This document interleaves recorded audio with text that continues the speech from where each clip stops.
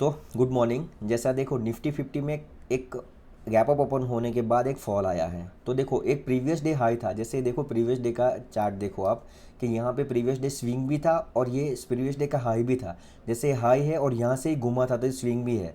तो देखो जैसे इसके ऊपर ओपन हुआ और ये रिजेक्शन हो गया। तो कभी भी मार्केट जैसा ओपन होता है, कुछ लोग ऐसे होते हैं कि जिसको 9:15 को मार्केट ओपन होता है और उन्होंने कसम खाई होती है कि 9:15 को ही ट्रेड लेना होता है, तो वो बहुत ट्रैप हो जाते हैं क्योंकि 9:15 में अनएक्सपेक्टेड मूव कहीं पे भी आ जाता है।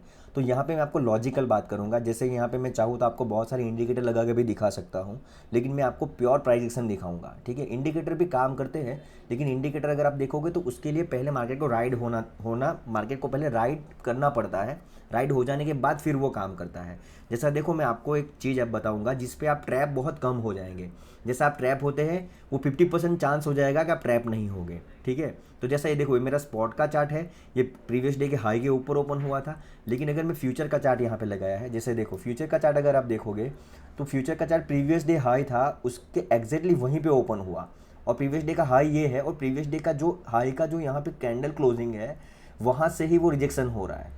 तो यहाँ पे अगर आप देखोगे तो ये प्रीवियस डे हाई है, लेकिन यहाँ पे प्रीवियस डे हाई के ऊपर मार्केट नहीं ओपन हो रहा है, और लेकिन स्पॉट में प्रीवियस डे के ऊपर ओपन हो रहा है, प्रीवियस डे हाई के ऊपर। ठीक है, तो एक इंडिकेशन ये होगा कि अगर कभी भी आप ब्रेकआउट और ब्रेकडाउन देख रहे हो, जैसे कोई ब्रेकआउट देखोगे तो वो फेल क्यों हो जाता है, क्योंकि वो स्पॉट में तो आपको दिख रहा है कि वो ब्रेकआउट हुआ है, लेकिन स्पॉट फ्यूचर में नहीं होता है। तो आपको दोनों में देखना है। अगर वो स्पॉट में हो रहा है तो वो फ्यूचर में भी होना चाहिए। अगर फ्यूचर में भी हो रहा है तो हाई चांसेस हो जाएगा कि वो ब्रेकआउट सही से काम करे, लेकिन मोस्टली वो फेल क्यों हो जाता है कि वो दोनों में नहीं होता है, फ्यूचर में नहीं होता है, क्योंकि फ्यूचर ट्रेडेबल है लेकिन स्पॉट ट्रेडेबल नहीं है। ठीक है, तो वो कुछ चीज़ समझनी पड़ेगी, वो मैं छोटे वीडियो में आपको नहीं समझा सकता, लेकिन इतनी चीज़ समझ जाओ, मैं आने वाले वीडियो में आपको समझा दूंगा वो भी। ठीक है, जैसा देखो ये तो हो गया, ये तो फॉल हो गया। जैसे आप देखोगे फॉल यहाँ पे मैं देखूंगा तो ऑलमोस्ट फॉल 100 पॉइंट से ज़्यादा है। ठीक है, जैसा देखोगे तो यहाँ पे ऑलमोस्ट पॉइंट 115 पॉइंट के आसपास फॉल हुआ है। तो अभी ये तो हो गया, अब क्या हो सकता है वो हम बात करेंगे। जैसे आप देखो कि ये मार्केट यहाँ से फॉल हुआ, ओपन हाई कैंडल, जिसको ओपन हाई पता है वो ट्रैप नहीं होंगे यहाँ पे।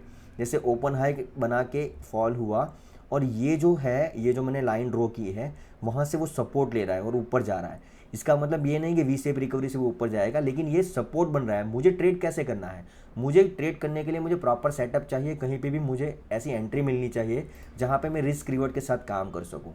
ठीक है, तो मैं यहाँ पे जूम करता हूँ चार्ट, तो आप देखो जैसा देखोगे तो कल भी यहाँ पे ये हायर लो पैटर्न बना रहा था। तो एग्जैक्टली ये गया और यहाँ से अगर इसको फॉल होना होता तो ये दो ग्रीन कैंडल बनी और ये ग्रीन कैंडल के नीचे अगर जाता है मार्केट तक फॉल होगा। ठीक है, हो सकता है, लेकिन अब क्या हो रहा है, ये यहाँ पे कंसल्टेशन कर रहा है ये जोन पे। ठीक है, तो जैसा ये जोन पे अगर ये कैंडल है, दो कैंडल ही इसके नीचे क्लोज हो जाती तो मार्केट में आज काफ़ी अच्छा ट्रेंडिंग मार्केट रहता, लेकिन अब ये मार्केट साइड वे जा रहा है। ठीक है, यहाँ पे होल्ड कर रहा है। तो मैं यहाँ पे कैसे ट्रेड लूँगा, जैसे मैंने ये चार्ट ग्रुप में, टेलीग्राम ग्रुप में भेज ही दिया था। अगर ये जो कैंडल है, दो कैंडल, अगर ये 10:30 बजे के आसपास यहाँ पे ब्रेकआउट हो जाता है यहाँ पे नीचे की साइड, तो मैं ये टारगेट और ये टारगेट के लिए जाता है मार्केट में। ठीक है, लेकिन अब क्या होगा, अब एक ये जोन मेरे लिए काफ़ी इंपॉर्टेंट है। कौन सा, ये जोन। अगर ये जोन में मार्केट रहा तो मैं कोई ट्रेड नहीं लूँगा, क्योंकि आज एक्सपायरी है। तो बायर तो यहाँ पे प्रीमियम डीके ही हो जाएगा बायर का, सेलर का यहाँ पे प्रीमियम मिल सकता है, लेकिन वीक स्लो है तो मैं आज इसमें सेलिंग भी नहीं करूँगा एक्सपायरी के दिन। ठीक है, तो आज की एक्सपायरी का मैं सेल नहीं करूँगा।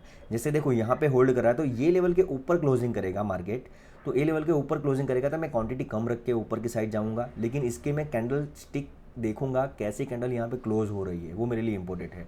लेकिन अगर डाउन साइड यहाँ पे क्लोजिंग करता है तो अगर ज़्यादा कंसोलिडेशन के बाद होगा तब मैं देखूंगा कि यहाँ पे मैं डाउन साइड डबल क्वांटिटी से काम करूँ। मतलब यहाँ पे अगर मैं 100 क्वांटिटी से काम करूँगा तो यहाँ पे मैं 200-300 क्वांटिटी से भी काम कर सकता हूँ।